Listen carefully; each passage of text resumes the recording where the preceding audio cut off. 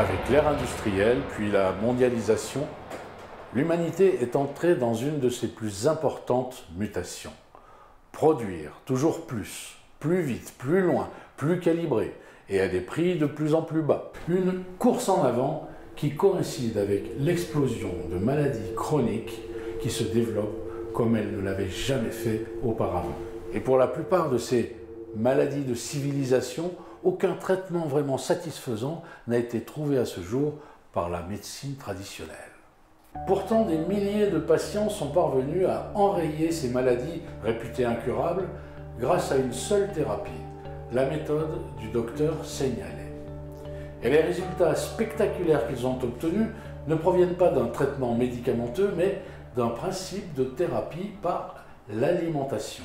Pour comprendre les mécanismes de cette méthode, il faut d'abord admettre que le corps humain n'est pas une citadelle imprenable.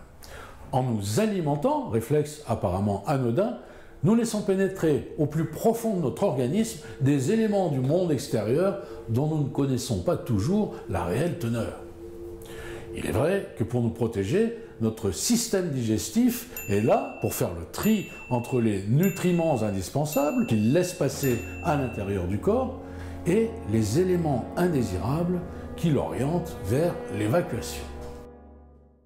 Mais pour le docteur Seignalé, il peut arriver que ce mode de sélection naturelle se fasse piéger par des aliments dont certaines molécules sont inadaptées au système digestif. Toujours selon ses observations, ces éléments s'agglutinent dans notre intestin grêle, entraînent une prolifération de bactéries qui agressent la paroi intestinale et la fragilisent au point de laisser passer des toxines qui, selon le capital génétique de chacun, parviennent à déclencher les maladies chroniques. Cette réaction en chaîne est au cœur de la théorie du docteur Seignalé.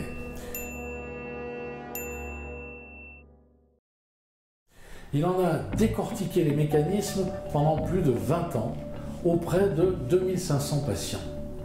Après avoir établi le lien entre leur alimentation et le développement de leur pathologie, sa démarche a consisté à remonter la trajectoire des toxines responsables du déclenchement des pathologies et plus en amont, celle des molécules alimentaires qui, en dégradant la paroi intestinale, ont permis aux toxines de se frayer un passage à l'intérieur du corps.